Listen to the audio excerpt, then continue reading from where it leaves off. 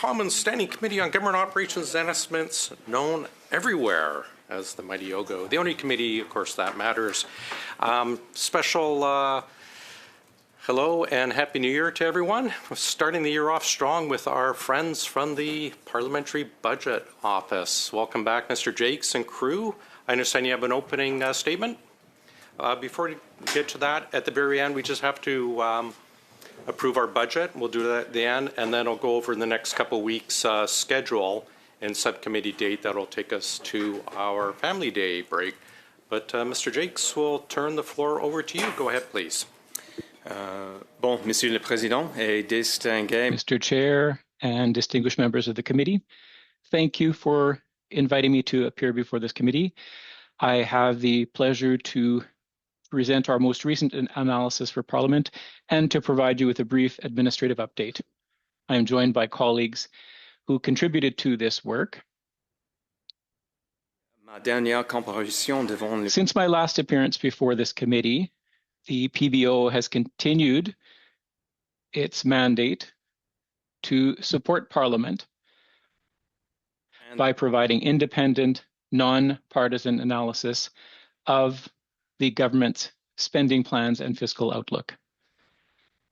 We have published 8 reports directly related to Budget 2025 and matters under consideration by Parliament. This includes an initial assessment of the government's planned spending reductions under the Comprehensive Expenditure Review and the Budget 2025's $1 trillion investment commitment. Je vais répondre à vos questions sur ces rapports. I will answer your questions on these reports, but first of all, I would like to provide an administrative update and a follow-up to our Budget 2025 issues report. And I will now continue in English. In the coming weeks, the OECD will publish its first external review of Canada's Parliamentary Budget Office. I commissioned this review last September. The review assessed our institutional framework, operational practices, and alignment with the OECD principles for independent fiscal institutions. While the external review is yet to be published, I am encouraged by recent public comments from the head of the OECD's Public Management and Budgeting Division, who succinctly concluded that, quote, "I think Canada is very lucky to have the PBO and to have a body that has respect from seemingly all stakeholders that we talk to," end quote. In the interest of transparency and accountability, I would also like to draw your attention to our new policy on report revisions that was published last week. This policy formalizes our approach when reports are revised and how those revisions are communicated to parliamentarians and stakeholders. Next week, we will also publish our very first communication strategy and policy, which will explicitly codify our parliamentarians' first approach. I also wanted to follow up on previous testimony regarding our Budget 2025 issues report. Members will recall that we highlighted concerns regarding the government's decision to abandon its debt-to-GDP fiscal anchor and its overly broad definition of capital as part of the new operating budget fiscal anchor. Last week, the International Monetary Fund published its Article 4 consultation report on Canada.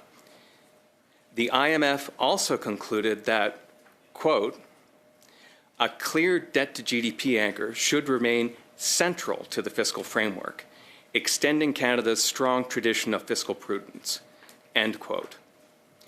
In addition, it noted that the government's new definition of capital remains, quote, "broad," end quote, and would benefit from closer alignment with existing standards used by Statistics Canada and other countries.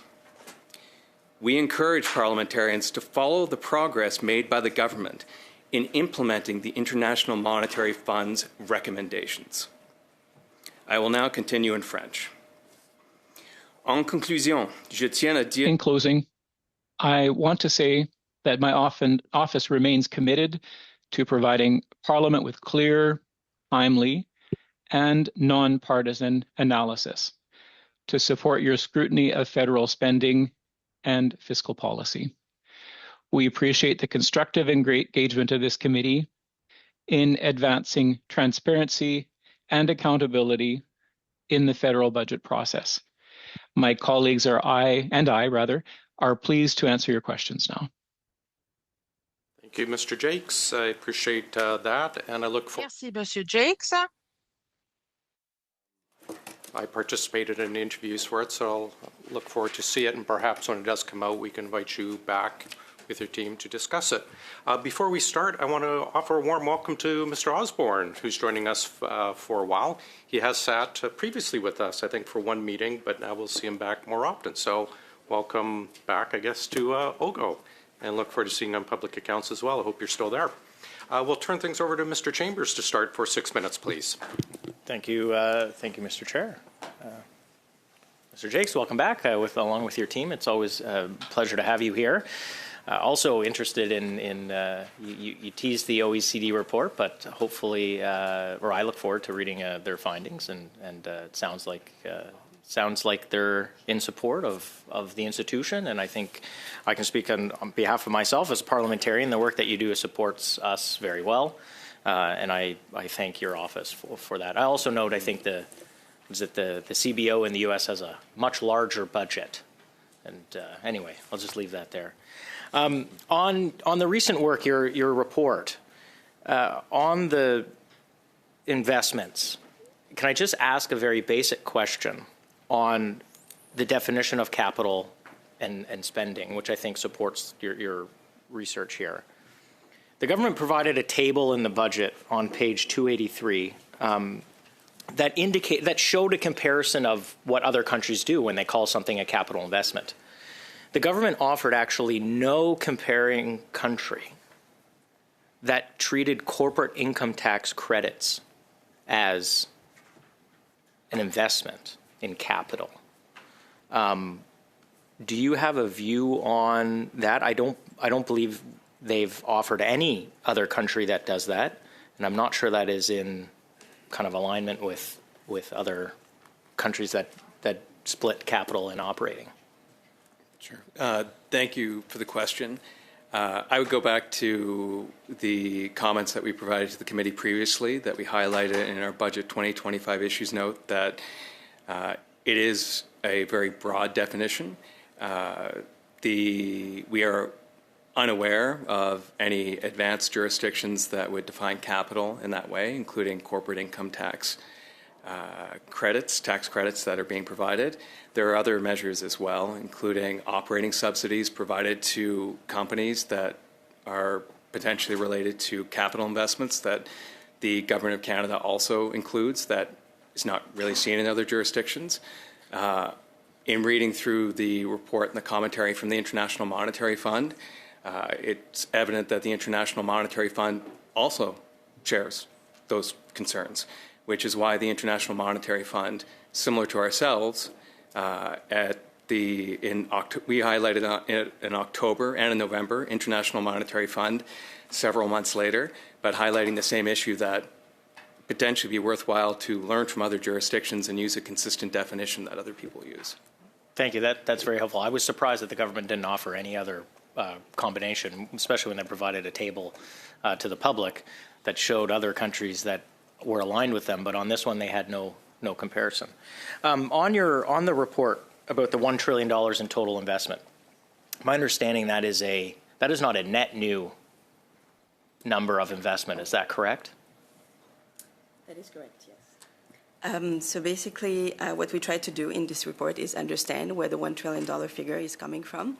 And starting from the federal government commitment to support the industries and investors to the tune of $280 billion, we found actually that of those $280 billion, we actually, one finding, I guess, it's 285 billion. So the 280 is a rounding. So you will see me mentioning the 285, but it's really a rounding. So of those 285, 41 billion approximately are associated with new measures from budget 2025. And the remaining amount is related to measures that were in place prior to the publication of the budget. So when the government says it's, the budget is generating $1 trillion or will generate $1 trillion in new investment, what I'm hearing from you is a lot of those investments were already being made. Is that a fair? It is a fair assessment, characterization? Yes. I also note an interesting parallel between the way the government has communicated the $1 trillion, along with they have a whole chapter in the budget on the super deduction that they say will have a monumental impact on investments in this country, encouraging investments. But if you look at the table that they provide about the cost of the super deduction, almost all of the super deduction is already in place today. The only new measure in the budget, I think, is about maybe $300 million in what I'll call stimulus a year. So there seems to be a consistent messaging from the government to say, oh, we're delivering this big number, but actually the net benefit of what they're delivering isn't as big as the headline. Is that a fair, you don't have to comment on whether you agree with it or not, but they come out with a big headline, but when you dig down, it's actually, most of it's measures that were already happening anyway. Well, that's what we found after our analysis, is that almost 71%, pretty much, of the 1 trillion is related to investments or stimulus, whether it's government investment or business investment, that was already in place prior to the budget. Final question, what is the number then that would be net new? Is that a fair question, or should we follow up on that after? It is a fair question. So there are two numbers, I think, that are important to keep in mind. So the first one is what is net new investment from budget 2025 from the federal government. So that would be 41.3. And how much more investment, total investment, that is expected to be generated by that additional investment. So that amount we estimated to be 126 billion. Thanks very much. For past our time. Mr. Gasparo, please go ahead. Thank you, and Happy New Year, everyone. Great to see you again, and I'm glad you led off the conversation with the International Monetary Fund's 2025 Article 4 report. I just want to quote something from the report. I'm going to paraphrase the first part, and I'll give a direct quote. The IMF's 2025 Article 4 report on Canada paints a picture of an economy, and I quote, weathering external trade shocks better than expected thanks to policy responses and strong fundamentals. Would you agree with that analysis? I take the International Monetary Fund's analysis, of course, very seriously. They're very good economists, much better than myself. So yeah. But we don't want to diminish your. I take it very seriously. I would say, and something we were discussing prior to committee, that the International Monetary Fund also throughout the 60-page report does highlight the downside risk to the Canadian economy and the significant levels of uncertainty. In addition to that, while the International Monetary Fund in their charts highlights that certainly at the federal level, Canada's net debt to GDP ratio is the lowest in the G7, they also highlight that Canada's household debt level is the highest in the G7. And Canadian households are actually also paying the highest share of interest payments on that debt across the G7. And Canadian corporations, of course, are having the second highest level of debt across the G7. So I think it's important when drawing from a report to always look at the overall context. It's a big report, and it definitely is a nuanced story. I agree that we need to look at it in its totality, but the fundamental headwinds that the IMF outlines are external in nature. in particular trade-related, that we don't have full control over. So I think what you're hearing from the government is we are focusing on the areas that can be controlled on the domestic front. So on that point, your report that is presented, would you say it represents one of the largest projected federal investment support efforts examined by your office in recent budgets? With respect to the capital investments and Correct. related to the $1 trillion? Yes, correct.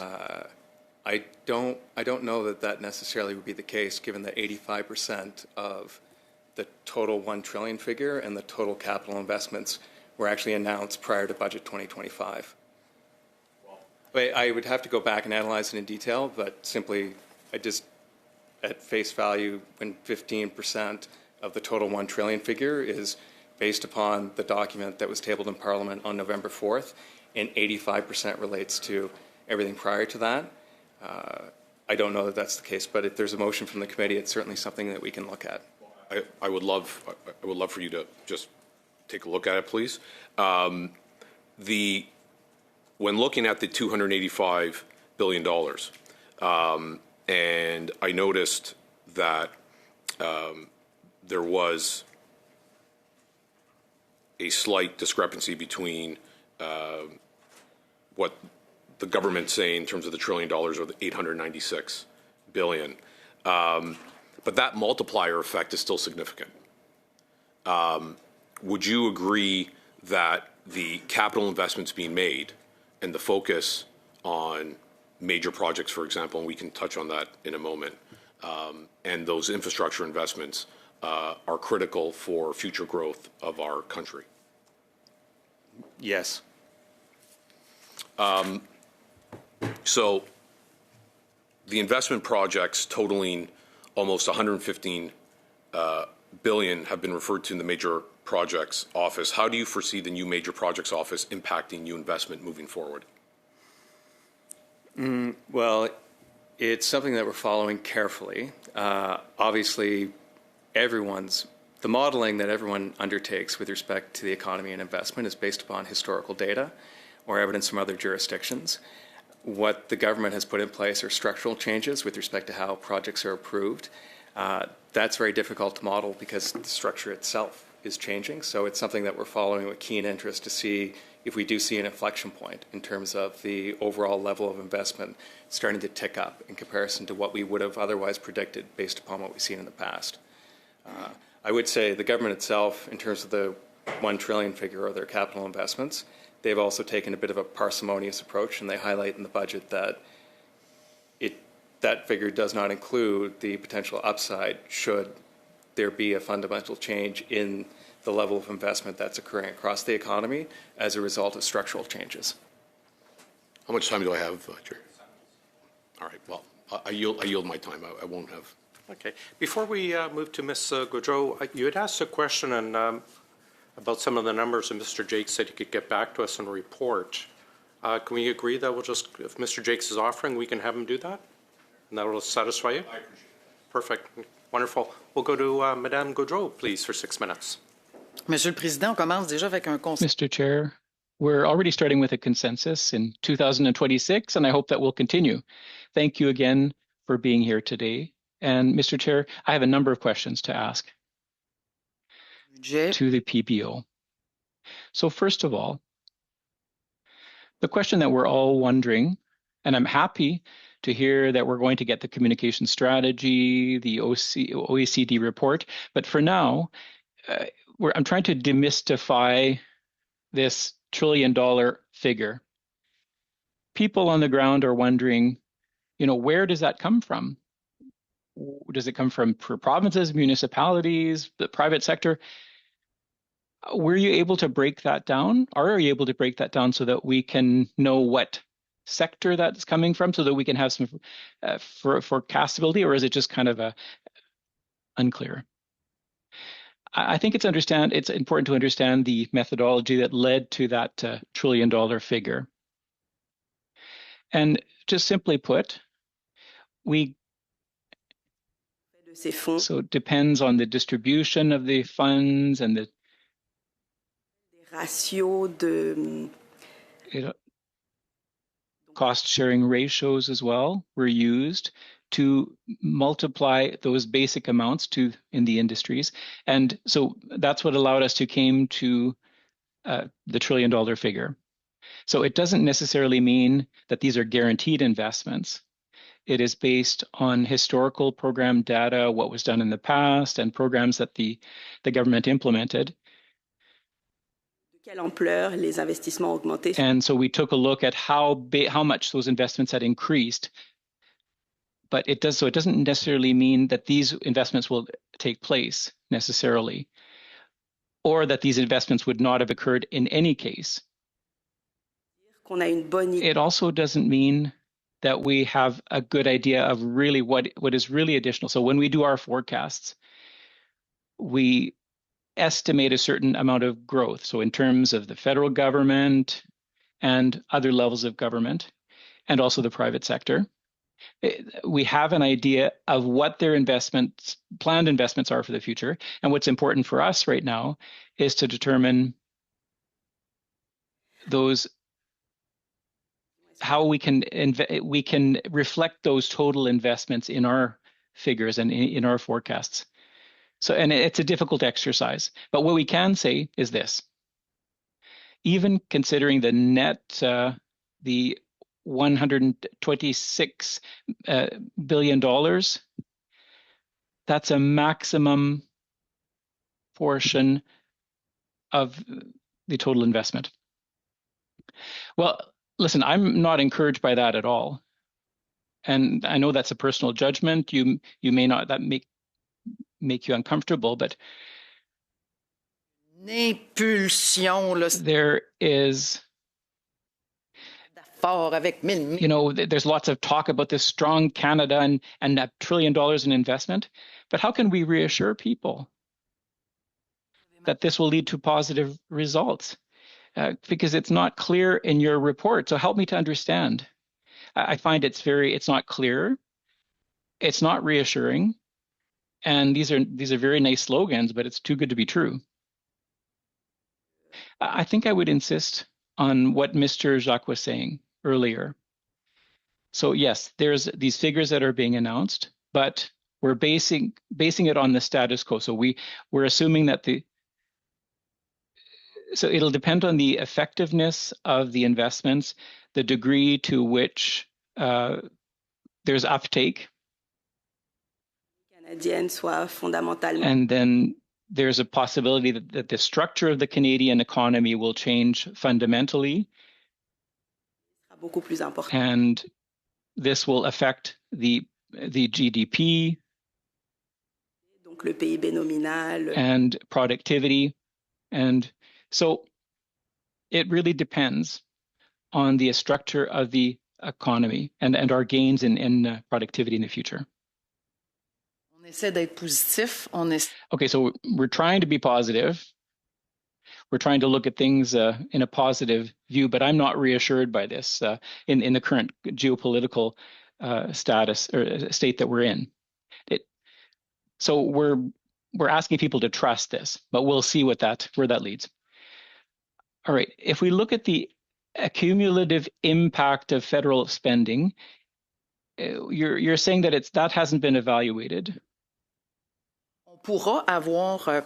Now, in that report that we hope to get, will we be getting more detailed analyses? Is that what we were talking about earlier? Yes? I didn't put my timer on, Mr. Chair. I'm 35 seconds. Juste une question, oui ou non. Maybe just a question, a yes or no question. Does your analysis take into account tax policy by the provinces? No, it doesn't. Response? No. You'll get back No. to us? Okay. We will go back now to Mr. Chambers for a 5-minute round. Thanks very much, Mr. Chair. Maybe if we can just pick up where I left off last time. So maybe a better question to ask, if I was more precise before. If the budget 2025 never occurred, in your analysis, what level of investment was going to happen? So based on our September outlook, combining both business and government investment, we were sitting at $700 billion of total investment in 2025, and we expected that number to grow to approximately $900 billion by the end of 2030. Okay. So if the government has put out a very ambitious or attention-grabbing number, like we're going to deliver, our investments will deliver $1 trillion. In your conversations with the government in order to pressure test this assumption, did you come across a way that the government is measuring this result? Not presently, no. Okay. So the government told the Canadian public that its investments, and it's what it's calling investments, but it's spending, would generate a certain amount of economic activity. But from your understanding, not to say that it doesn't exist, but you'd have not come across a measurement capability that the government is checking up on the claim. Is that fair? I would say, from our perspective, it's something, again, that we pay very close attention to. And the private sector banks and forecasters also pay very close attention to, because of the importance in capital investment and capital formation across the economy and the links to productivity and growth within the economy. So if, in fact, there is an inflection point, if we are at a change in how the economy is structured, and what we've seen in the past in terms of capital investment is not what we're going to see in the future, everyone needs to pay very close attention to it, because it will certainly affect our economic forecasts. Right. But I guess the question is more like, if the government would make a claim like this, don't you think they should have a system by which they would be able to tell whether it's working? That would be a question that we better put to the government. Right. But I think as rather than parliamentarians, ourselves. right, as parliamentarians, I think it's a reasonable question to ask. When a government says, we will deliver Y, X is going to deliver Y, we should probably have a way to measure that, I would think, is a reasonable question to ask. Is that? It is a reasonable question. On our end, we do have one of the world's premier national statistical agencies, Statistics Canada, who publishes monthly data with respect to investments, capital investments, and as well as investment intentions, and it's something that we pay very close attention to. And I presume our colleagues in the Department of Finance do the same. Right. And so just back to so if the budget hadn't occurred, a lot of this activity was going to happen, I think, is largely like that. I don't think anyone would quibble with that amount or that assumption. It's also over a 5-year period. Like, that's also correct, right? This is not in next year. This is something that's going to happen over the 5 years. Do you have a breakdown of when most of that investment is supposed to come? Is that, I think I see it in your report, but is a lot of it seems to be, is it just basically spread evenly over the 5 years? Is that the assumption that you've made? That's correct. Okay. Yeah, consistent with historical trends. Right.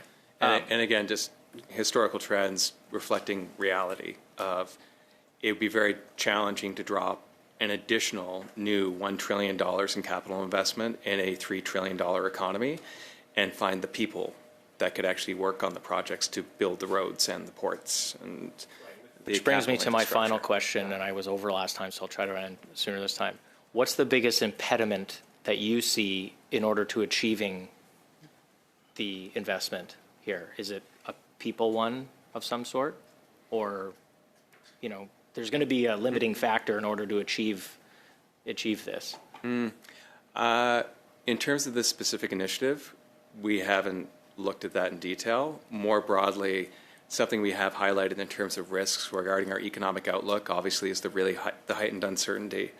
And with any capital investment, it's not the federal government that's going to do everything. The federal government is working hand in hand with businesses and provincial governments, municipal governments, and other partners.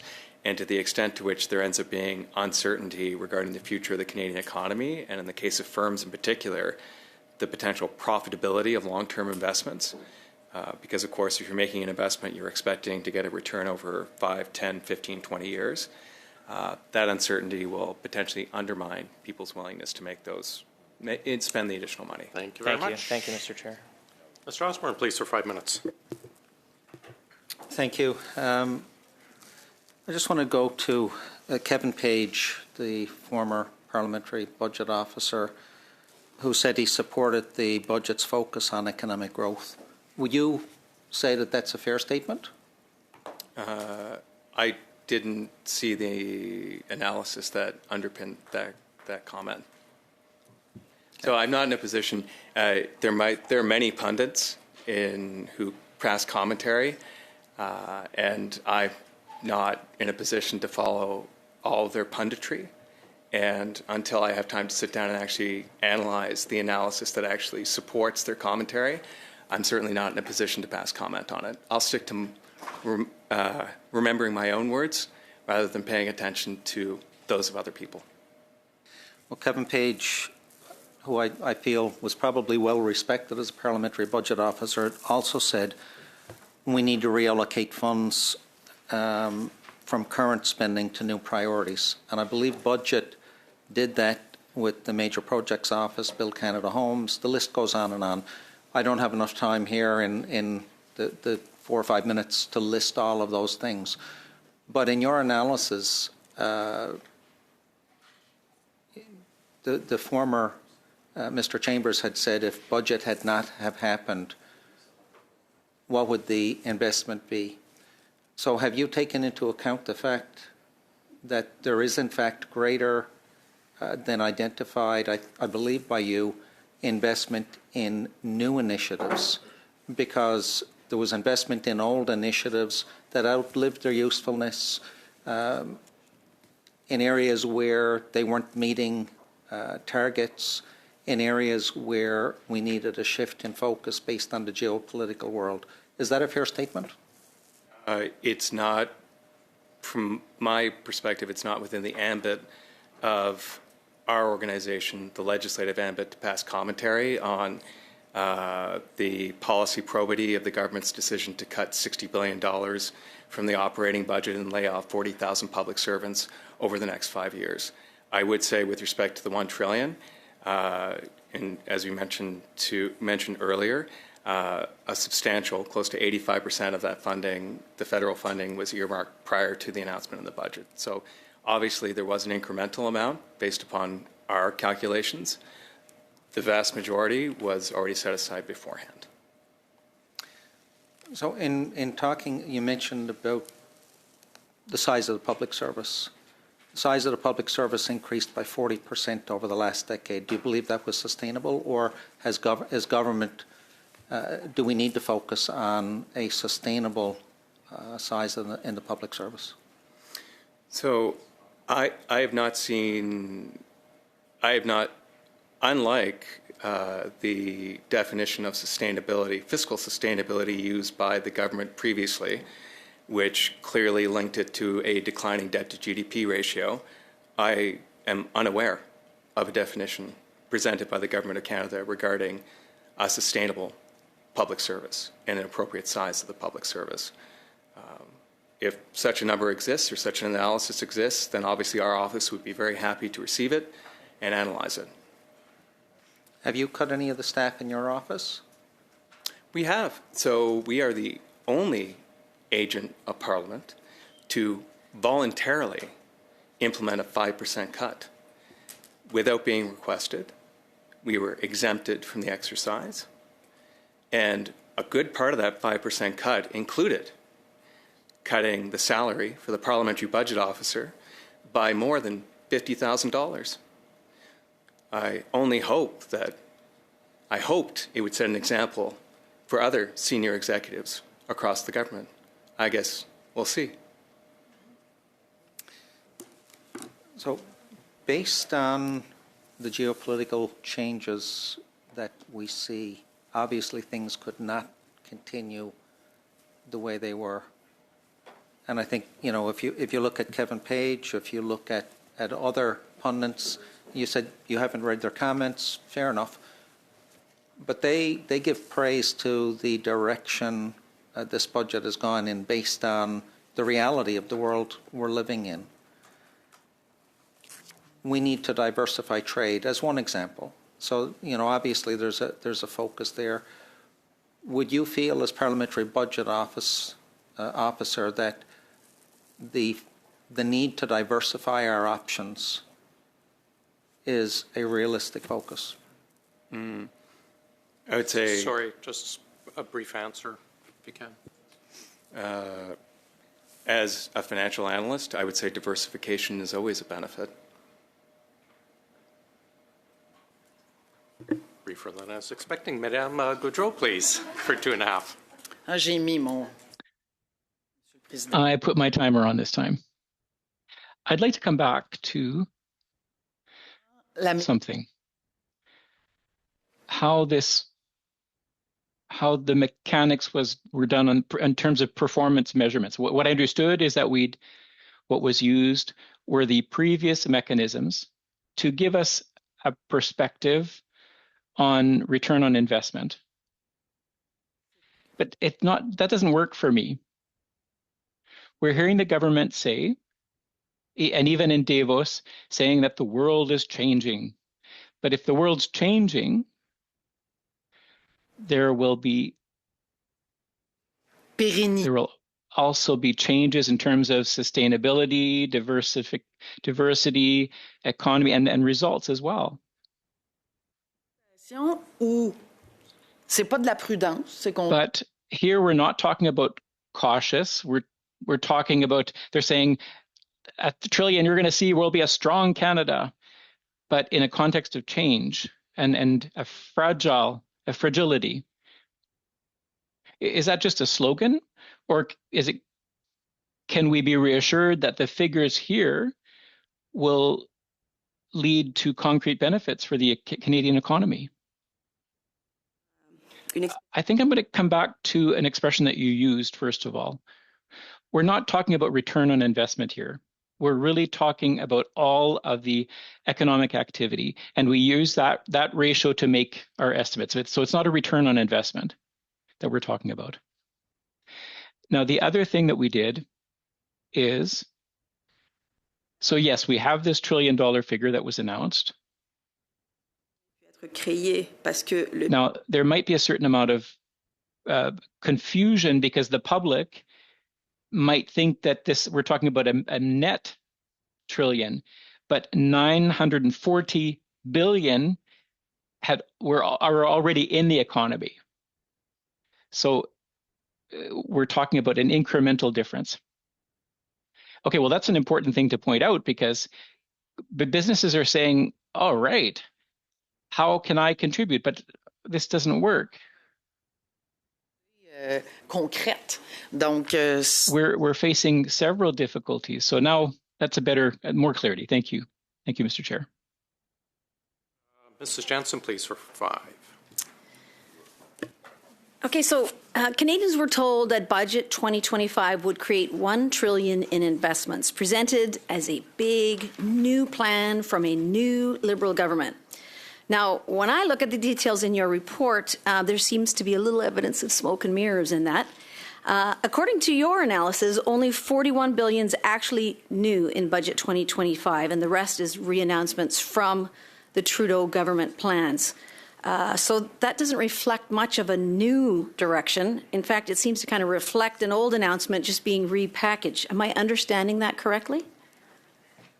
I think, as we said in the report, it's really $41.3 billion that are tied to new measures introduced in Budget 2025, and the remaining is really from previous measures. Okay, so your report shows that most of that $1 trillion does not come from Ottawa. It depends on provinces, municipalities, and anticipated private investment. So money that is not guaranteed and in many cases not even committed. So in other words, this figure relies heavily on other governments and private investors stepping in. So what's your estimate of how much of that $1 trillion will actually materialize? We don't have an estimate at the moment, but we are, as Mr. Jake said, following very closely the developments and releases from Statistics Canada in terms of how much more investments we are seeing coming in, and we will adjust accordingly and be able to present a clearer estimate at that time. So no estimate that we could kind of look at all, not even like a, I don't know, sticky note figure. Not at the moment. Okay, so I understand industrial development programs that the government assumed for every $1 they put in, they would attract $8 from others. But based on past experience, your office found it would be closer to 4. Is that correct? That's correct. So from my perspective, there's a pretty big gap there on how this budget is being communicated and what we will realistically delivered. I mean, the difference between this program and the other programs is that it incorporates I guess the new component is that these are measures that have not been put in place before, and since we're relying on past data, it is possible, as we say in our report, that maybe that what we call the implied cost-sharing ratio could be different from what has been the case in the past. And is there something out there to make you believe it would be different from the past? Just the fact that it incorporates some programs that did not exist previously. So I guess that's just an uncertainty that we would like to flag. Okay, so the government also announced targets for internal savings and staffing reductions, right, including cuts to executive positions. And so can you tell us how that's going? Do you know kind of what's going on? We published this morning an analysis kind of, providing parliamentarians with an update on the information we've received regarding the CER, and most specifically on executive. That was not necessarily, we're still analyzing what we got, but we didn't receive additional detail about the impact of specifically on executives. Okay, so do I understand? Obviously, they said they plan to cut executive positions. I think I heard a number between 600 and 1,000. If it's real, you would think that there'd be kind of information. So based on what you've received from departments, can you show us what the executive reductions by department and the costs and severance packages for those executives would be? There's a two-part answer to the question. I hate giving a two-part answer because I like to be succinct. The two-part answer to the question is, based upon the information requests that we have issued to departments under our power of direct access, under the legislative power, we do not have that information. That said, we have been provided the information in our capacity as a federal organization in the context of the Government of Canada's plans to reduce the number of executives across the public service by roughly 12% across departments, and as well additional new guidance that's been issued by the Treasury Board Secretariat regarding the appropriate levels of responsibility for executives. I wonder, I think I'm running out of time. Yeah, you have run out of time. We'll go to Ms. Rochefort, please, for 5 minutes. Well, Madame Johnson, I'll build a little bit on some of the questions you were asking. So thank you, Mr. President. And so I'd just like to come back on the methodology, if I may. And in your report, you described that you assessed the government's implied cost-sharing assumptions using historical program data, conducted sensitivity analysis on the estimated $1 trillion in total investment activity presented in the budget 2025. And then that resulted in applying less optimistic assumptions for cost-sharing ratios in certain program areas. And we just mentioned the Industrial Development Program and the implied cost-sharing ratio of 8. Then you, in one of your footnotes, you explain that Finance Canada, their investment estimates are based on model-generated results rather than an assumed cost-sharing ratio. So to me, it seemed like there was a difference in methodology, and I want to understand that methodology. What is the difference between a model-generated results and assumed cost-sharing ratio results? I guess for the note you're mentioning only refers to one program, not all of the program areas. And I would say the main difference, if any, it's really modeling relies heavily on historical programming. So I would say it's more a complementary relationship than a difference, really, because when you're modeling something, you do rely on historical data. And depending on the nature of what you're trying to model, if it incorporates a component that you have never experienced before, then you will come up with your own assumptions of what the future will be. So I would say it's more of a complementary relationship. That is correct. Can you hear me okay? Yeah, that is correct. And that is why it explains the major gap in your estimates versus those of the government. And we all prefer to have historical data, or proof in the pudding, as I always put it, for sure, because it makes the estimates or the forecasts more accurate, correct? But to me, I was just wondering how you feel, and I know maybe it's not the right word, feel, but as you see some of these announcements in recent weeks, and I look at the MOU of Alberta, where it's acknowledged that the industrial carbon pricing may drive over $57 billion of investment, enabling carbon capture projects like Pathways, or the automotive strategy. Yesterday, our Minister Joly spoke of the many conversations she's been having with industry across the world, and as we develop our automotive strategy for Canada and for the battery sector. And then, of course, there's the $70 billion of investments from the United Arab Emirates. Sorry, yes, I got estimates on my mind, sorry. And then certainly we look at the trade agreements. Last year we signed 3 trade agreements, and I was interested when the minister spoke out and said that historically we signed 1 agreement per year. And now we have signed 3 last year, and there's other trade negotiations that are underway with major economies like India.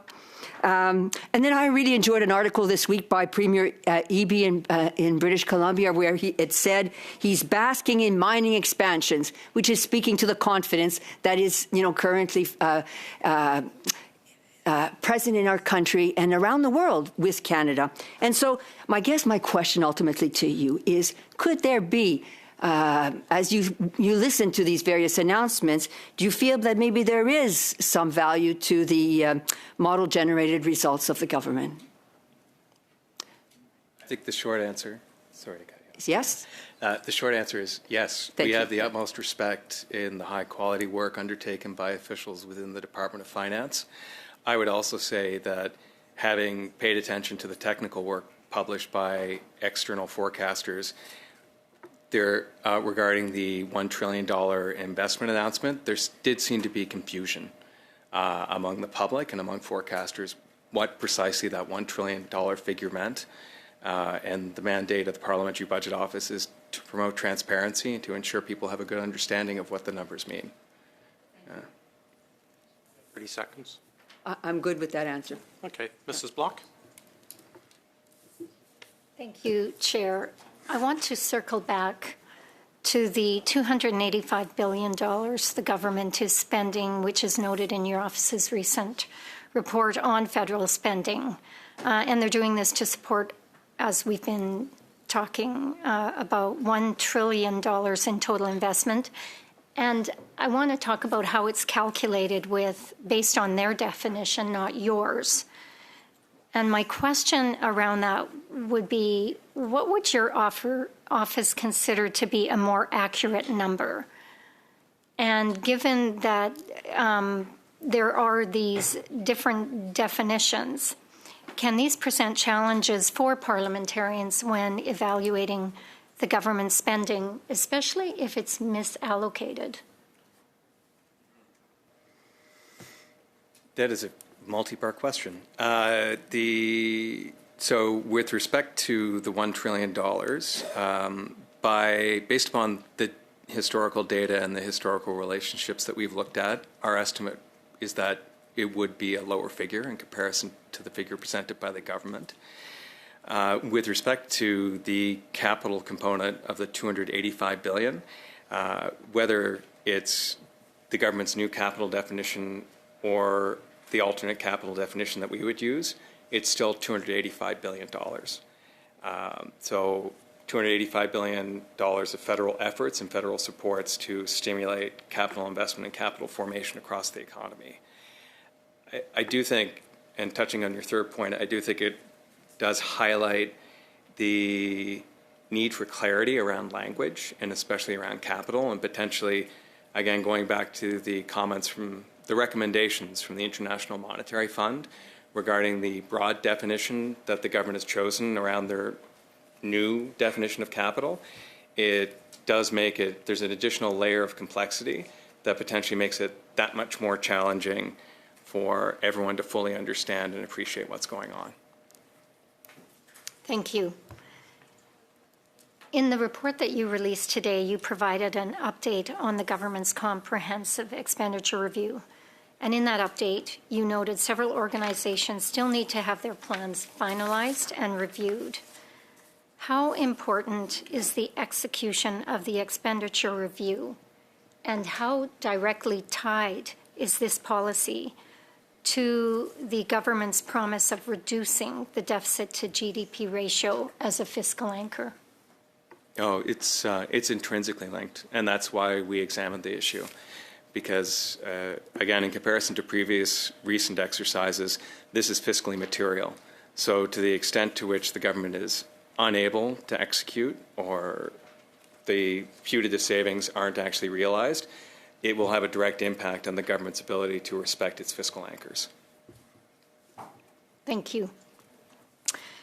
As we've been noting again around the table, the IMF released a report last week that encouraged transparency as part of this review. Would you be willing to provide the committee with, say, quarterly updates, or Chair, I guess I should ask if we, the committee, could ask the Parliamentary Budget Officer to provide us with quarterly updates on the government's progress and execution on their savings plans. Is that doable from your office? Yes. Intent just to public or to provide it to us? Yes, on a quarterly basis.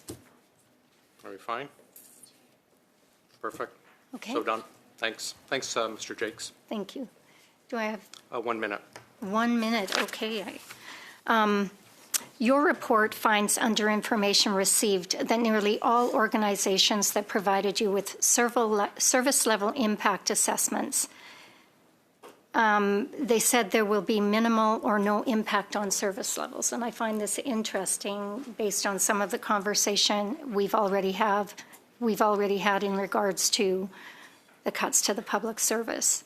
If cutting these positions won't affect service standards, it begs the question, why did they exist in the first place? And why are the taxpayers on the hook for these positions if it's not going to make a difference whether they are here today and gone tomorrow? Can you comment on that? I think it's well outside of the mandate of even the interim parliamentary budget officer to comment on that. I think there are many deputy ministers who'd be better placed than myself to respond to your question. Thank you. Thanks. Ms. Khalid, please, for 5. Much, Mr. Chair, and through you, welcome to our guests here today. And Mr. Jakes, thank you for your analysis and for your contributions. I'll start by asking about one of your recommendations, that the government establish an independent expert body to determine which federal spending categories and measures qualify as capital investment under an expanded definition beyond the Public Accounts of Canada.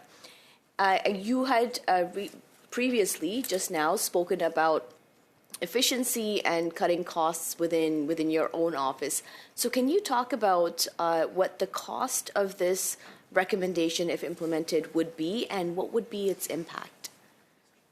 I think looking at the recommendations and the observations from the International Monetary Fund, it would certainly be worthwhile, and it would make sense to have a separation of the definitions of what is capital from the people who are actually measuring it. It's good basic practice, a separation of responsibilities.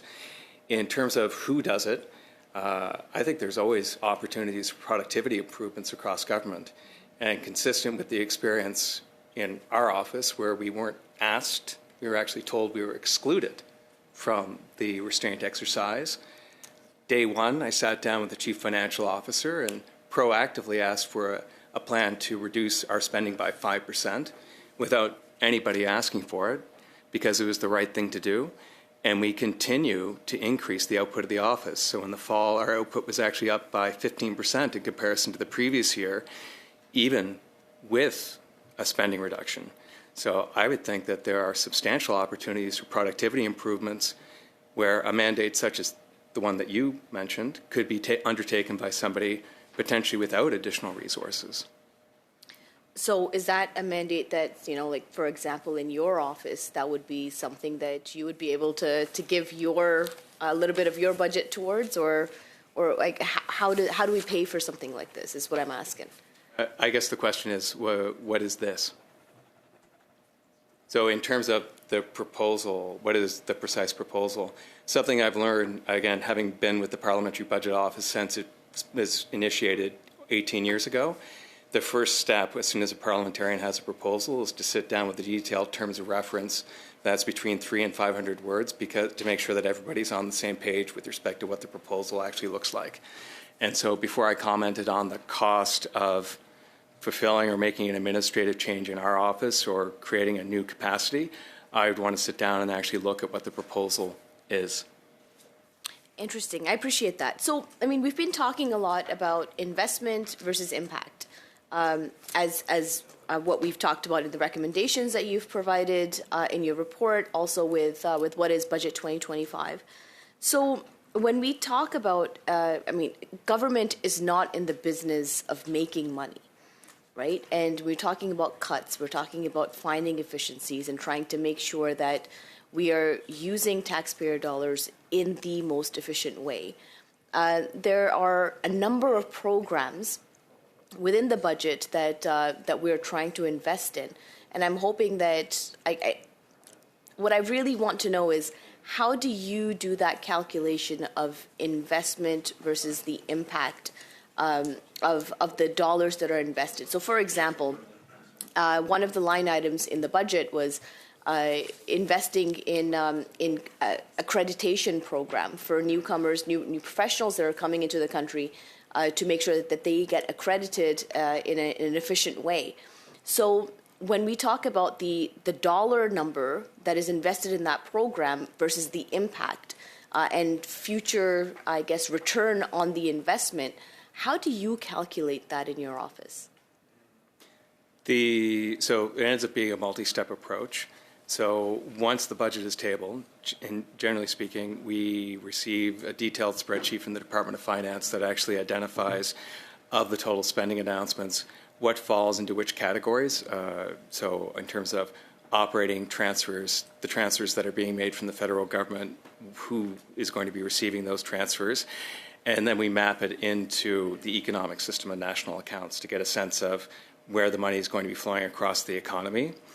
Where there are structural changes, such as the one that you identified, where there might be changes to accreditation, or, as mentioned earlier, the Major Projects Office, we try to identify examples of where there have been similar changes in the past to see where the basic numbers won't necessarily tell the whole story. So where there is a contemplated structural change in how the economy operates, simply dropping an additional dollar into the economy and having an output of, or an estimate of how much will actually be generated in terms of GDP won't necessarily tell the whole story if the machine regarding how the economy works is going to be different after the fact. So that's the second step. The third step is very much stress testing. So after we have, as part of the third step, we start to actually look at the overall numbers. So what's actually rolling out and how it actually appears to be impacting the economy. And we've done quite a bit of work recently regarding the government's changes over the past few years on the immigration side. So that's been particularly important because, of course, demographics and the working age population, it's a key part of economic growth. People are the economy. I have to cut you off there. We're past our time. Ms. Gaudreau, please, for 2.5. 2,5? OK. 2.5? Okay. Je vais vous laisser l'opportunité de vous I would like to hear. Le gouvernement a donné. You said that the government provided a definition that was too broad in a definition of capital spending too broad. I would like people listening to us to be able to understand that. Could you explain it more? Dit ça à cause du... We said that because of the approach used by other countries when they define what capital spending is. And also, the Government of Canada specifically decided to identify a basket of capital spending. But there is another definition used by Statistics Canada and other countries as well. So for us, there are problems with that. So first of all, there's a bit of complexity and confusion. And we've seen this with this $1 trillion figure. And another concern is the connection between the government-supported spending and the formation of capital in the economy in general. So the connection is not clear and strong. We believe that it would be better to use a definition that was already established by the Government of Canada, Statistics Canada, and that one that's used by other countries, where there's a strong and clear link that's well established.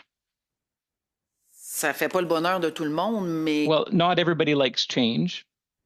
And sometimes you need to change, but when there is a change, we have to know what the new rules are, or what our new glasses are that we're supposed to wear. Now, if I understand, and you will correct me if I'm wrong, but in the past, was all that clear compared to what we have today? It's very unclear. All the answers that we're getting are very unclear. It's like a smoke show. But at the same time, ne sont pas the rules, and sorry, I don't mean the rules. I'm a little. That's not what I want to say. But even the data and the information, understanding the mechanism, all of that, none of that is clear. So what do we do with this? Le gouvernement de Canada est toujours prêt. I think that the Government of Canada is always willing to receive your recommendations, because all public servants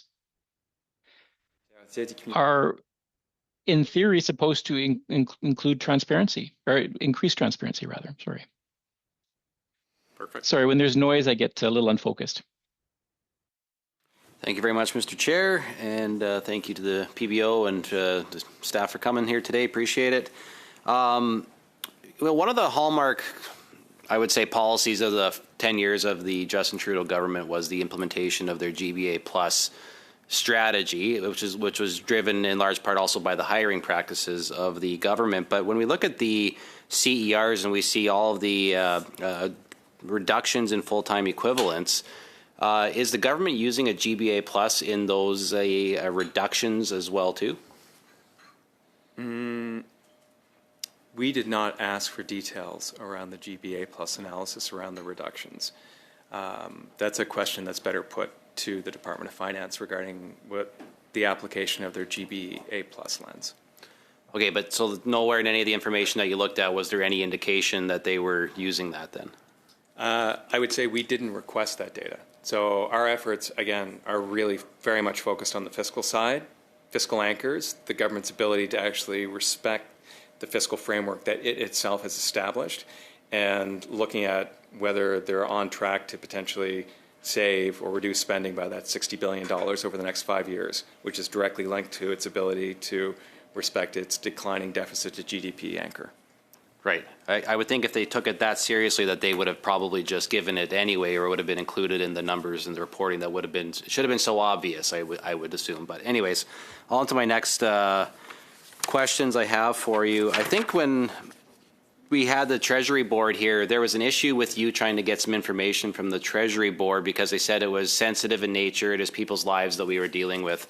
Are you dealing with any other departments who are withholding information or maybe are taking longer than they are supposed to or should otherwise in order to give you the information that you require? I think in the case of sort of the second round of information requests we sent, so in kind of the first batch we only sent 5, and then following the results that we got, we then proceeded to send it to all 83 organizations that were mentioned in Annex 3 of Budget 2025, so would be affected by the CER. And kind of the result that we got from that is that all 83 responded to us.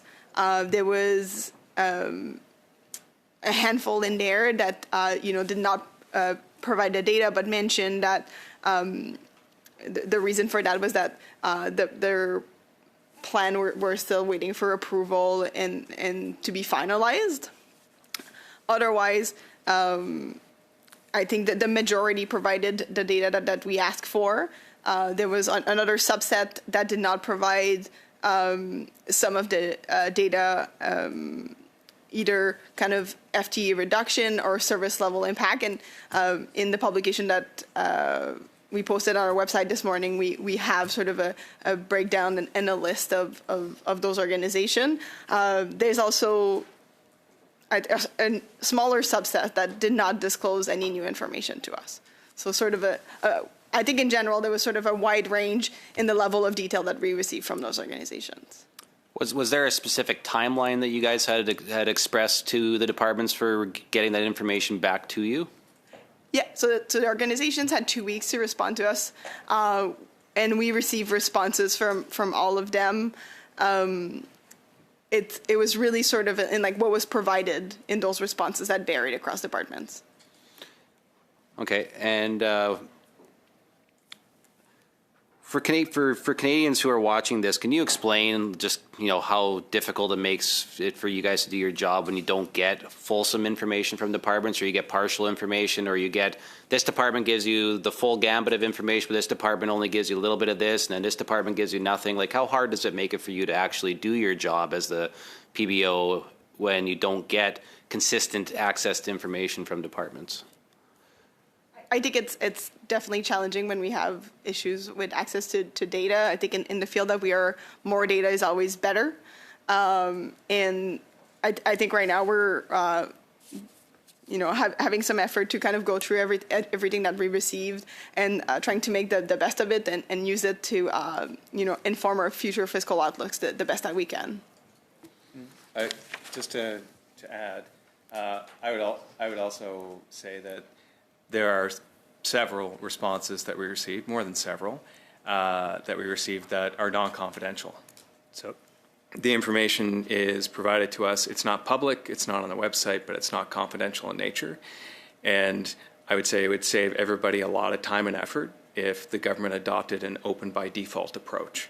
So rather than us having to... Can I interrupt, Mr. Jakes? Is this the same issue we ran into with the request for the first 5 before Christmas, that we had to pass a motion? It's a little bit different. For the request for the first 5, as my colleague mentioned, that would apply to 3 departments. So the Canada Revenue Agency, Library and Archives, and Parks Canada, who... Right, but this is the same information you're looking for. It's the same, exactly the same information. Okay. So I noticed there are the 3 that refuse to disclose anything, and the rest are in progress. Is it fair that we do a similar motion to those 3 and then follow up on the in progress in a month, a couple weeks from now? Because the majority have, but there's the 3 we're back to who are like the original 5 who haven't disclosed. Is that correct? That's correct. Is that fair that we'll ask, similar to what we did in December, for those 3 to disclose? And we'll follow up maybe 2 weeks and a month for the in-progress ones? Okay.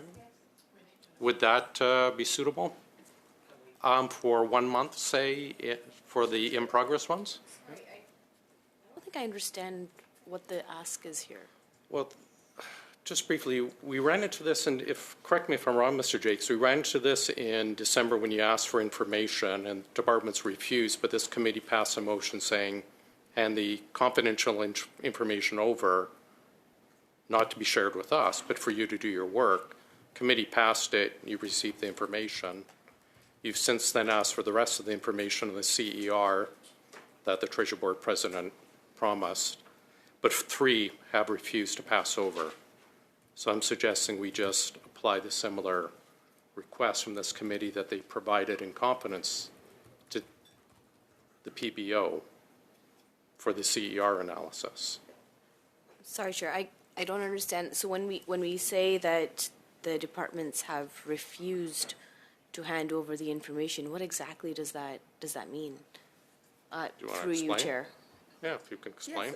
Yeah, so we, of the 83 responses that we've got, we've kind of categorized them in different categories. And so organization that provided the data that we needed to do our work were listed as all disclosed. Some that gave partial information based on what we asked, we tagged as disclosed in part. So in the case for those organizations is that they either did not provide details about FTE reductions or service level impacts. And then kind of the third category is organizations that you listed that did not disclose any information beyond what was available in Budget 2025. Chair, can I, as a follow-up, so my understanding is that all the information was provided by all departments, and again, I go back to that word, like refused to provide information. What does... Refused or didn't. I mean, there's Didn't. a big difference between Didn't, refusing to or... Oh, it's semantics, didn't. But major difference. But also, I'm wondering which departments are we specifically talking about? What specific information are we talking about? I'm not sure what exactly the ask is here, and I'm not sure what. I'll repeat it again slowly. There's 3 Thank you departments: CRA. for repeating it slowly. I Parks appreciate that. Canada. I didn't mean it like that. CRA, Parks Canada, Library and Archives Canada. This is the same information that the PBO had asked for those 5 original departments in December that would not turn over the information. The committee passed a motion asking those departments to turn it over to the PBO, not to us, not to make it public, but to turn it over to PBO so they could do their analysis. They've now written to the other departments. 75 some odd had disclosed the information. Some have said, we're just in progress, we have to get a bit more. 3 haven't disclosed. And so I'm asking that we do the same for these 3, that we did the same for the other 5, and direct them to turn over the information. May I, Mr. Chair? When I read the footnotes, it seems to me there was a footnote related to the fact that there was a few departments that had not provided all the information because their implementation plan for workforce implications had not been completed. So it might be good to go back to see in the... Those are the ones I think, as described, are in progress. I'm referring specifically to the 3 who have disclosed nothing. So I believe they have disclosed, and my understanding is they've all disclosed, but there was a footnote which might be important to go back to take a look at what it said specifically. Okay, I hear you. The 3 that did not disclose, maybe you could clear up their response. Yes, certainly. So, in the footnote, we do mention that and list organizations that for which the information request is in progress for different reasons. But those that provided response and kind of a complete, so disclose. Canada Revenue Agency, Parks Canada, and Library and Archives Canada did not disclose information to us. Right, at all. Nothing beyond what was publicly available in the budget. Right. So those are the ones that we're referring to. But they replied, is the point. They replied. No, she just shook her head. Yes, they replied. Okay. Yeah. Why don't you clear it up for you? Did they reply with the information that the PBO needs to perform its analysis? Oh, they did not have the information is what they were saying. So I think... Could you clear up for those 3? Yeah, so they sent a response that did not contain any information beyond what was already publicly available. Okay. And they explained why. Get back to you? Sorry. Yeah, I'm sorry. So go ahead, Ms. Rochford. No, I'm so sorry, Mr. Chair. Just because I read the footnote, that's all. I just want to make sure. Rappel au règlement. Call to order.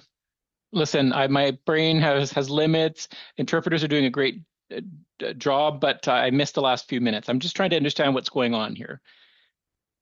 Des éléments. So we're missing information. We want to present a motion so that the PBO can obtain that information. So from 3 departments, the CRA, Archives Canada, and Parks? Yes? Okay. All right. So please slow down. Please. Pardon, moi, la seule chose que je dis, c'est quand j'ai lu le rapport, il y avait une... The only thing is that I'm saying is that when I read the report, there was a note explaining that all departments had responded and that it was well noted. So I find it important that we should go back to that note to understand before we present a motion. I don't have the report in front of me, though. Quickly then, what they responded was, we're not handing over the information that you've requested, or we're not providing the information you requested. The other departments did, but they didn't, yeah, sorry, and the question is, did they provide a justification for not turning it over?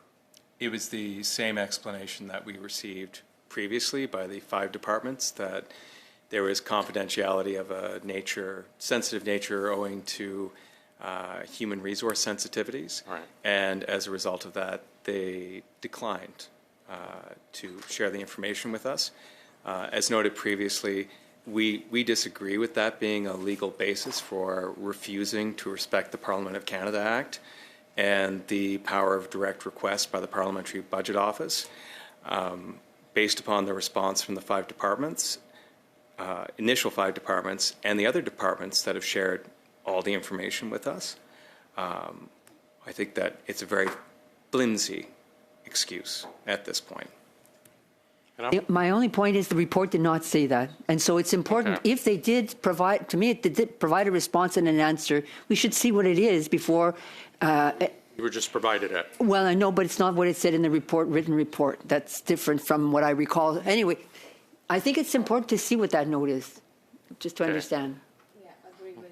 Okay, I am sensing that the Liberals will not allow, the government side would not allow us to move forward as we have in the past. So I'm going to leave it there, and perhaps it's something that someone can bring. Let me finish, please. Yes, of course. That someone can bring up as a motion on notice, perhaps written as we did in December, to have the information release. And I regret breaking up our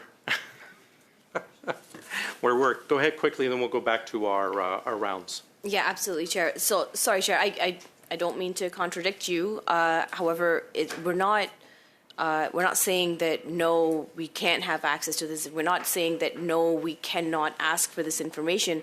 I'm just trying to seek clarity as to what exactly it is that we're looking for. And so I appreciate that. We've gone over it many 100%.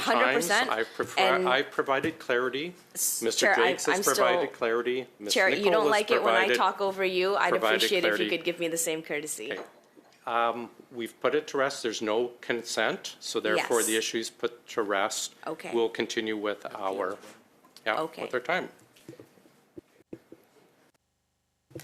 Do I still have time, or are we on to the next questioner? With Mr. Gasparo's 5 minutes. Thank you. Coming back to the macro strength of the Canadian economy, when I had my line of questioning, I touched on the IMF's 2025 Article 4 report that said our economy is weathering external trade shocks better than expected thanks to policy responses and strong fundamentals. In addition, on January 1st, Reuters published an article, and the main point from the article said the Toronto Stock Exchange's nearly 29% surge this year also positions the index for its strongest annual performance since 2009, outpacing the S&P 500 in the U.S. Again, January 27th, Reuters, Canada's dominant market for initial public offerings is poised for revival in 2026, signaling renewed economic confidence and validating the government's pro-business agenda. Obviously, as you well know, our pension funds, Canadians' RSPs, RESPs, TFSAs, are obviously are directly correlated to the strength of our capital markets. So what I'd like to ask you is, from the Reuters article, speculated that Canadian IPOs are poised for revival in 2026. Peter Miller, head of equity capital markets at BMO, stated that, quote, the IPO pipeline is the strongest I've seen since 2021. What impact, my question for you is, what impact can a strong IPO market have on domestic investment and foreign direct investment? To the extent that it's stronger than we would have otherwise anticipated, and there's additional flows of capital going into Canadian businesses. Obviously, if it gets additional investment in the Canadian economy, allowing greater capital formation, greater hiring, and overall improvements in productivity and growth. And eventually lower debt to GDP ratios, or improved debt to GDP ratios, et cetera. Okay, thank you for that. Our government removed all federal interprovincial tariffs in Bill C-5. What impact would fully removing all interprovincial trade barriers have on Canadian investment? I'm familiar with the range of figures that have been published by other reputable academics. We're looking at a couple of percentage points of GDP, which is substantial. So we're looking at a substantial increase in the overall size of the Canadian economy, and improvements in the standard of living for all Canadians, were that to come to pass. So, and thank you for all that. And I asked those questions in the order I did because when you are running assumptions, and the assumptions you are making in your analysis obviously has a great deal of impact on the final output. It's just what's coming in will impact what's coming out. Did you test scenarios and do some stress testing of different inputs to drive to some of the decisions that you made? So, did you take a more conservative view? Obviously, small c conservative. I did that for you, Chair. Yeah, I know you are. And maybe more liberal inputs to come out with different scenarios when coming to small L. That's right, small L. Anyways, you know where I'm going with the question. So the short answer is yes. We always run scenarios and stress test all of our economic and fiscal outlooks. And I would say that if we actually paid performance bonuses in the office, the people that run the macro forecast would receive a substantial bonus this year because the numbers that we published in September, broadly speaking, have come to pass. And with the International Monetary Fund's macro forecast that they published on January 21st, rather, it's broadly consistent with what we had previously. It is, to your point, structural reforms are very difficult to forecast. There's a lot of uncertainty, and what has happened in one jurisdiction won't necessarily happen in another jurisdiction, especially one like Canada, where you have the federal government and 10 provinces. That said, it doesn't mean they're not worthwhile. It certainly does not mean that they are not real. And it's something that we're paying very close attention to. And I, like everybody else, would love to see higher investment numbers and outturn numbers coming in from Statistics Canada. And as soon as that happens, we will be one of the first organizations to start to build that into our scenario analysis as part of our economic and fiscal outlook. I would say the Government of Canada, as part of Budget 2025, they also took a parsimonious approach. So there were the additional announcements as part of the expectation of a boost in investment spending, but they were very clear that they didn't incorporate that into their forecast. It doesn't mean it's not going to happen. It's simply a prudent approach in budgeting. Thanks very much. Mrs. Jansen. We're just going to split our time here because my colleague and I were chatting. We were both, probably others, were shocked to hear that you don't have the info on the cuts to executives. And so we were kind of wondering, it's such a critical issue, whether it might be possible to move a motion to call the TSB to get some more answers, to come to committee and help us understand what's the plan. Treasury Board? Do you mean the President yeah. or the Deputy Minister, or? We need answers. Who's going to give us the answers? We agreed to invite him for 1 hour? Deputy Minister and the President? Sure, we'll follow up with that. Okay. Okay, thanks. Over to you. Okay, thank you. Thank you. And a concern. So, Mr. Jakes, in Chapter 5 of Budget 2025, the government outlined another initiative going forward to find savings, and this was called Optimizing Productivity in Government. And the claim that they are making is that it will save an additional $7.75 billion over 3 years, starting in 2027, and then another $3.25 billion ongoing. In your report on the CER, departments indicated there would be limited to no service level impacts, as I mentioned before. But I'm wondering if in this initiative, is there an indication that there could be service impacts? For that initiative, we have not put the question to departments. We will need to do so at some point to assess the reasonableness of the savings estimates that are in the budget, which again are linked to the government's ability to manage the fiscal framework and respect its fiscal anchors. We're not there yet. We're still digesting the very many requests that we sent out and the substantial amount of information that we have been provided. So would it be fair to say that this could lead to more FTE cuts beyond what has been advertised by the government? It would be speculative at this point. And I'm not the interim parliamentary speculation officer. Okay. I'll leave it to the pundits. There we go. There we go. Yes, because that's what they do best.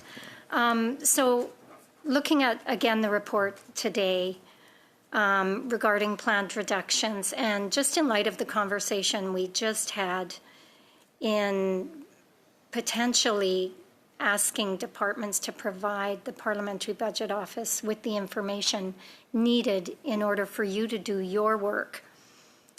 I am wondering, Chair, as members having to scrutinize the savings plans of the government and the announcements that they are making regarding those savings, could we ask the Parliamentary Budget Officer to publish in a report for the committee all information deemed non-confidential in our efforts to scrutinize their savings plans? I guess it would be atypical if it's non-confidential, but is that something you can just put together and save time with an ATIP? If there's a motion, we work for you. So if there's a motion from the committee, clearly stuff that's been identified as to the PBO as non-confidential by the departments. Yes. Yeah. As So non-confidential. we could So the provide- departments, so the departments are making that decision, not you. Correct. Yes. I would correct. As long as departments have identified it as being non-confidential. If we're holding it in order to do our work on behalf of parliamentarians. Then with a motion from the committee, we could certainly furnish that information to the committee. You're fine with that? Purely the items is identified by the departments, not us or others, as non-confidential. Sure. Thanks. Okay. Do I have any? I have 10 a minute. seconds. You know, I don't know. Mr. Patzer, your time ran out due to the debate that we were having. Yeah.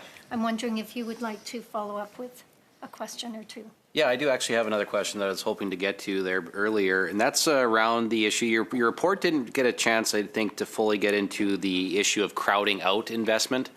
With the government's obviously trying to invest, they're saying it's going to catalyze this $1 trillion. But is there a risk that with the federal government is spending too much money, that it's actually going to crowd out private sector investment or disincentivize private companies from investing their own money if they're just simply waiting for the government to give them money in order to invest? It is a possibility, indeed. Have you seen any issues of that maybe not so much even in this study, but in other studies that you have done, have you actually encountered that before? Have you seen signs of that being an issue? I mean, I think it's a recurring theme. Usually when the federal government invests, there's what is perceived to be an optimal level of investment in order to make sure that all investments are productive, and just what the literature suggests, but nothing new specific to this case. Good. Thanks, Mr. Osborne. Oh, thank you. I just want to go back to the cost-sharing assumptions for a moment. And my colleague, Mr. Gasparo, went down an avenue that I wanted to go down, and that is the elimination of interprovincial trade barriers, the movement of labor, the ability to business, and so on. I think that fundamentally changes the historical measurement on cost sharing because there's greater competition. There are companies in my province, for example, Newfoundland and Labrador, that would not have been able to bid in Quebec or Ontario prior to this. So that will make a change. The geopolitical landscape has changed, which may also make a change. The significant increase in national defense and the national defense infrastructure program should make changes. So you mentioned earlier a couple of things I just want to bring up. You talked about the Department of Finance, a prudent approach to budgeting. And I would agree. And just for those people with nothing else to do in their lives that are watching this program live, I spent a number of years as finance minister in Newfoundland and Labrador. Politicians provide the policy. We don't provide the analytics that are in the budget. So the assumptions that are in the budget would be done by the bureaucrats. You mentioned that you had great faith in the bureaucrats in the Department of Finance, the officials, and I'm paraphrasing, but you did say that assumptions are hard to measure based on the machine that drives the economy. So the difference in your cost-sharing assumptions and those that were done by officials in the Department of Finance, how can you be so sure based on things like interprovincial trade barriers coming down? Is it fair to say that historical measurement of those cost share are not necessarily the indicators we should follow? Because there's a marked difference in what you're putting in and what officials put in. And, you know, I think it's fair to call that out. Sure. So, yes. And I would also say that we use historical data to forecast the future, not because history is going to repeat itself, but because it's the most defensible and impartial way of doing it, rather than exercising our own professional judgment absent historical data. And let me be one of the first people to say that I, again, would be, like many Canadians, very happy and thankful if we do see an inflection point in investment in the Canadian economy and Canadian workers are better served with more equipment and their productivity in turn increases and productivity across the Canadian economy has a sustained increase. Absolutely.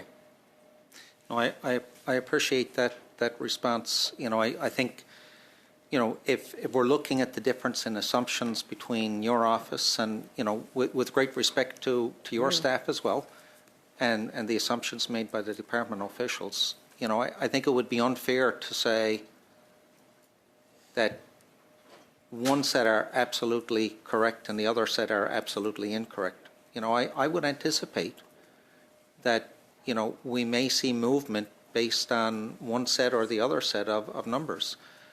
You know, just to draw an example of that, I know Statistics Canada, who I also have great respect for, had indicated that Newfoundland and Labrador's population would decline year over year for 25 years. Well, the last 4 years, we saw an increase in population. So things can change based on, you know, the environment we are in, such as the removal of interprovincial trade barriers. So I would, you know, perhaps think that historical analysis or basing it on historical analysis, maybe things may have changed. Is that fair? Absolutely. Again, as I mentioned previously, it's very challenging to model structural changes. So when the economy we're dealing with, the economy obviously will change over time.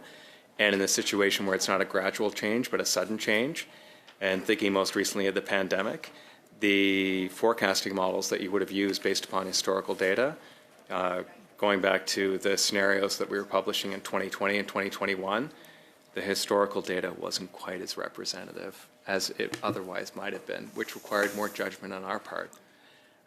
So I always go back to, the governor of the Bank of Canada made the comment that if you're in the forecasting business, I'm paraphrasing, not quoting, but if you're in the forecasting business, you should exercise a lot of humility. And that's something that I keep in mind in the office. Thank you very much. We're going to go Mr. Gill for one question, and then we're going to deal with I think kind of a programming or a scheduling motion, but go ahead, Mr. Gill. Thank you, Chair. Through you, Chair, the PBO's report highlights ongoing weaknesses in the private sector investment and the lack of productivity growth. My region of Windsor-Essex is one of Canada's most manufacturing-intensive and trade-exposed regions. What does your analysis suggest about the long-term economic outlook for communities like mine if these trends persist, and what federal policy levers could have the greatest localized impact to change the course from the current trends? Thank you for the question. So our economic modeling doesn't get down to that level of detail with respect to your community, unfortunately. That said, right now, obviously, the Canadian economy is undergoing a lot of change. And that change is both in terms of individuals and it's in terms of companies. So what we're seeing, what you're potentially seeing in Windsor-Essex is kind of a microcosm of what we're seeing across the entire country at this point, where the jobs that people had in the past aren't necessarily going to be the same jobs in the same location that they're going to have in the future. And I would say the plain vanilla approach to dealing with that, and consistent with the policy recommendations highlighted by the International Monetary Fund, is for for a government to be in place to help with that transition. So both in terms of individuals, so we've seen the government come to the table with respect to additional supports through the employment insurance program, additional supports through training to help people find that next job that might be outside of their field, and as well in the case of firms. So owing to the uncertainty, providing additional liquidity, so financial support, as well as other types of supports, recognizing in Budget 2025 the government's objective to further diversifying trade, so a doubling of Canadian exports, net the United States, so helping those firms that are producing really high-quality Canadian goods identify those markets, obtain export financing, and have the support they need to actually be able to provide that. Okay. Thank you very much. No easy answers. Thank you. Thanks very much. Mr. Jakes and crew, Mr. Mahabir, thank you for all your input today. We're going to excuse you, but thank you very much for your time, especially last moment as always. So we appreciate everything that you've done.